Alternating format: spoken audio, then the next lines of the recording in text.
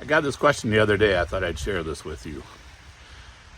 How do you make money in real estate right now? And compare that to like what happened 2 or 3 years ago. And, I started to think, that's an interesting question.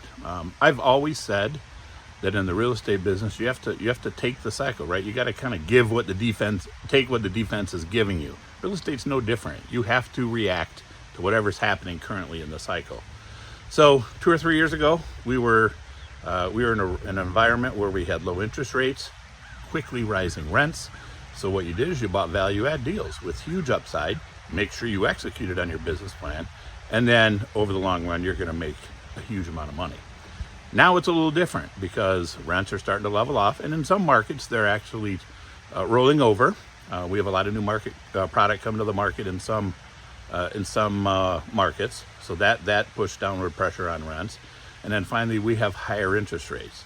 So at this point of the cycle, you're going to try to get some value out, but it's going to be hard. It's going to be hard because it's going to be very difficult to, with any level of confidence, predict upward movements in rents.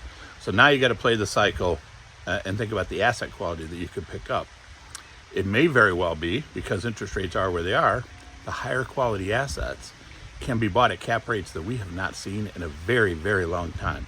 And when I say that, I mean as high as they are.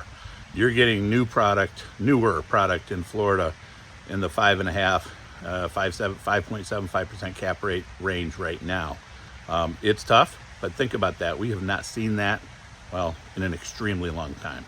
So the message here is, in this business, part of the reason experience is so important is so that you can understand where you're at in the cycle and you can adjust your buys accordingly. You're still making money. You're still looking at upside.